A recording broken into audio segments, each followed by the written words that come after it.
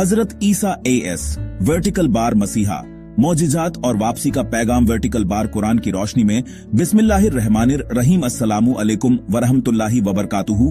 आज के इस वीडियो में हम एक अजीम नबी हजरत ईसा अलैहिस्सलाम की जिंदगी, उनके मौजिजात, उनकी कौम को दी गई दावत और उनकी दोबारा वापसी के पैगाम पर रोशनी डालेंगे। कुरान और हदीस की रोशनी में हजरत ईसा AS की शख्सियत इंसानी तारीख का एक अहम हिस्सा है।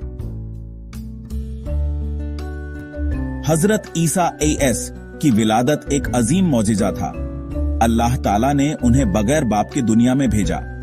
हजरत मरियम AS के गर्भ से पैदा हुए और कुरान में इसका जिक्र सूरह मरियम में तफसील से आता है। अल्लाह ने फरमाया, इन्नमा अमरुहु इज्जा अरादा शयन अन्न यकूला लहु कुन फयकून। उसका काम सिर्फ इतना है कि वह कहता है हो जा, और वह हो जाता है। यह पैगाम इंसानियत को बताता है कि अल्लाह के लिए कुछ भी मुश्किल नहीं।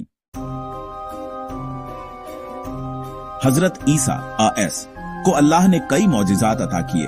पैदाइशी मौजिजा, विलादत बगैर वालिद के, गवारे में बात करना, बचपन में ही अल्लाह की तरफ से गुफ्तगू की, मुर्दों को जिंदा करना अल्लाह के हुक्म से, अंधों को रोशनी देना और कोड़ों को ठीक करना, मिट्टी से परिंदा बनाकर उसमें अल्लाह के हुक्म से रूह फूंकना।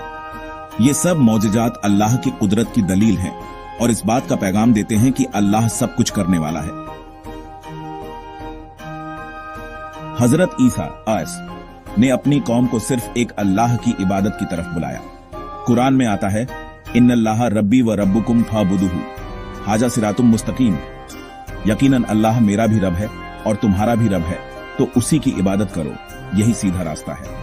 मगर उनकी कौम में से बहुत से लोग गुमराह हो गए।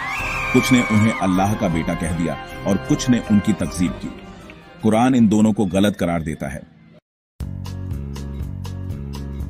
कुरान हजरत ईसा AS को कलीमुल्लाह, अल्लाह का कलीमा, रूहुल्लाह, अल्लाह की रूह और मसीह कहकर याद करता है।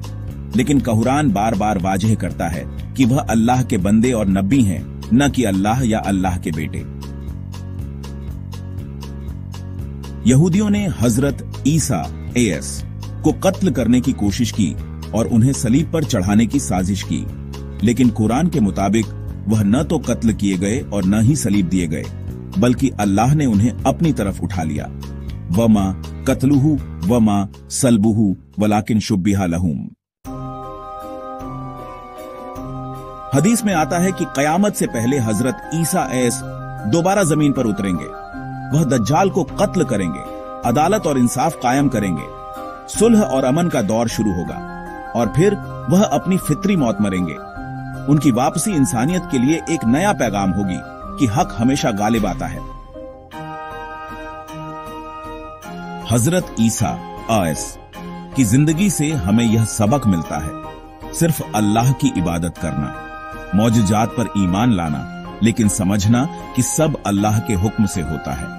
गुमराही से बचना और शिर्क न करना, हक को कबूल करना, चाहे वह कितना ही मुश्किल क्यों न लगे। हजरत ईसा AS इंसानियत के लिए रोशनी का चिराग है। उनका पैगाम तौहीद, इंसाफ और रहमत का पैगाम है। कुरान उनकी जिंदगी को सिर्फ तारीख का वाकया नहीं, बल्कि हमेशा के लिए रहनुमा बनाकर पेश करता है। दोस्तों, यह थी तफसीली गुफ्तगू हजरत ईसा AS के बारे में कुरान और सुन्नत की रोशनी में।